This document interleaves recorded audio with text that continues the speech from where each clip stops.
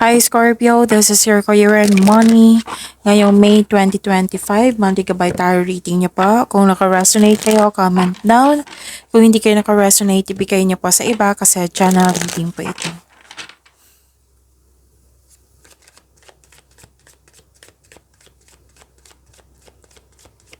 Spirits Guide, ano po yung message po sa career and money ni Scorpio ngayong May 2025? I need 2 cards po. Love life. Free from problems and money troubles. Enjoy the passion of love, love and be loved.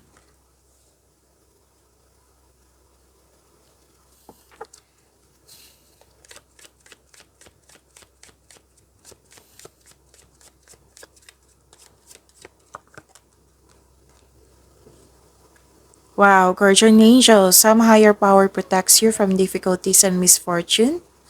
Trust your guardian angel. Wow, Scorpio.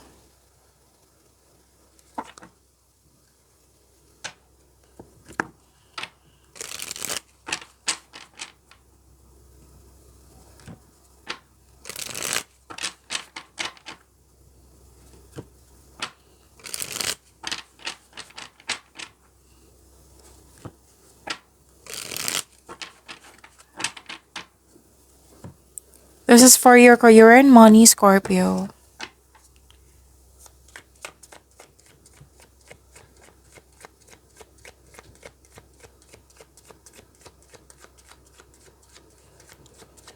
Spirits Guide, ano po yung energy ni Scorpio ngayong May 2025 sa career and money nila?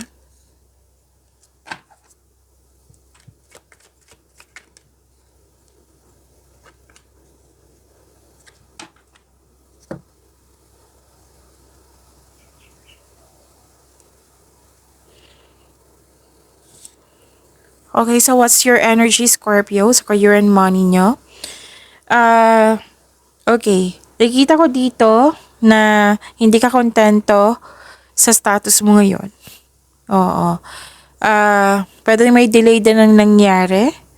Pwede may disconnection sa isang tao. Sa career and money niyo po ito ha. Pero may opportunity ka na to turn the situation around. Kailangan nyo lang ng mahabang pasensya and listen to your heart to get back on track. Kung pwede mag-usap kayo para magkasundo kayo.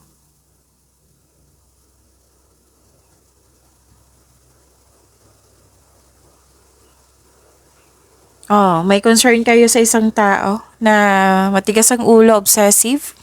Nawalan kayo ng gana. Dalawang card na mismo nagsabi dito na may delay. May hesitation to take an action. Pwede yung delay ay hinihintay nyo. Pwede din yung delay is may tutusin yung desisyon. Pwede din yung delay is nagkaroon ng hesitation to take an action. Pwede din yung nagkaroon ng dalawang card kasi nagsabi dito na may loss of connection sa isang tao regarding sa career and money.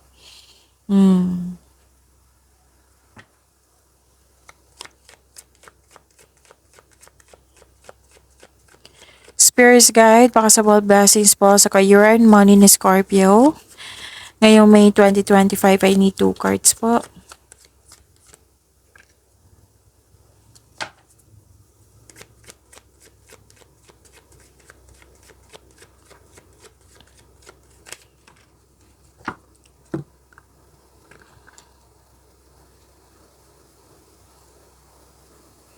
So, ano yung possible blessings? Opportunities.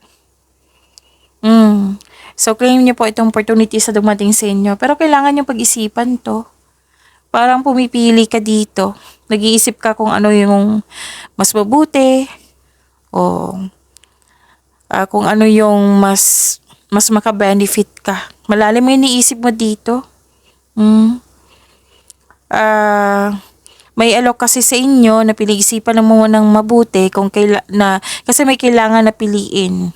Guarded ka na. Ayaw mo nang magdesisyon ng padalos-dalos, yung biglaan. Gusto mo pag-isipan mo ng mabuti it might be for 2 days. So, naging wiser kayo.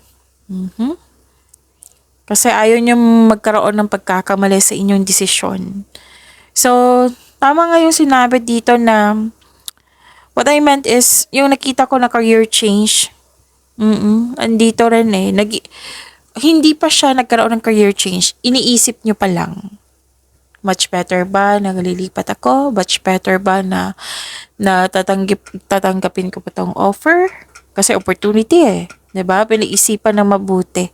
So, pinag-isipan mo na mabuti para magkaroon ka ng pag-level up. So, sa isang reading nyo, kung sa mga hindi pa alam, this is your second video reading, Scorpio. So, magkasunod lang yung isang video nyo. So, hanapin nyo po sa channel natin. Yung general reading na nag-overthink kayo. Ito yun eh. Nag-overthink kayo na recording sa pag-level up nyo. So, this is normal. Pero don't hesitate too long ha. Baka mahabang panahon yan na pinag-isipan nyo. Baka opportunity to na mawala, diba? So, sayang naman.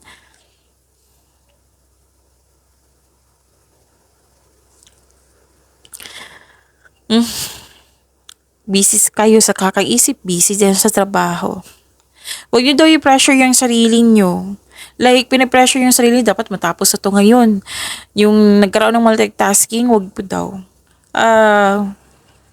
Subukang kunin mo lamang kung ano ang maaari mong kunin. Kasi, magiging exhausted ka dito sa dami ng gawain. Actually, the blessings is opportunities, maraming gawain, opportunity na kailangan pag-isipan, 'di ba? So, hindi po lahat na bibigyan ng pagkakataon. Oo, so, nasa iyo, may opportunities. So, wag po daw kayo maniwala agad sa chismis. Alamin niyo muna kung totoo ba ito or hindi. So, sobrang busy niyo. Oo, iwas na lang kayo sa burnout, time management. Tapos wag magtanggap kung hindi naman akma sa inyong schedule. Kasi kung sobra ka sa pag-iisip, hindi mo matatapos yung mga gawain mo.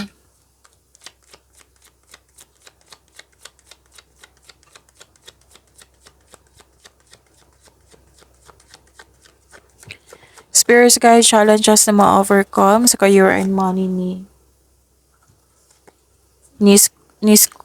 Scorpio. Pasensya na po.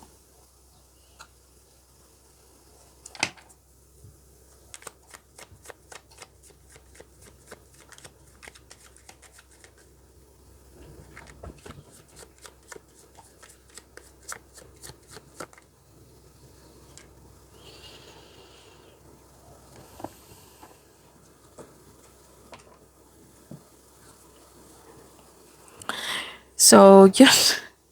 Naulit na naman, Prepare yourself, Scorpio. Magiging busy talaga kayo ngayong May 2025.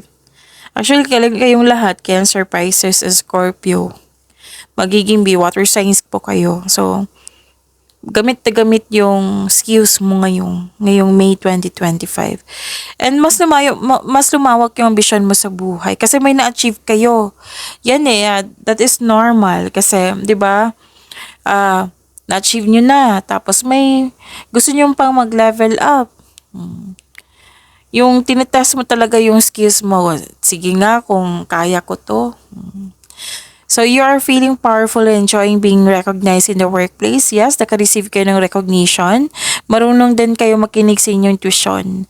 Alam nyo ba, kasi marunong kayo makinig sa inyong tuition eh. So, sabi ng card dito, listen to your intuition to grow your business or work and take action toward increased prosperity. Kasi yung sinasabi ng intuition nyo, siya yung magtuturo sa right path, patungo sa success, patungo para magkaroon ka ng prosperity. Magaling po daw kayo na leader, sabi po ni cards nyo. Okay.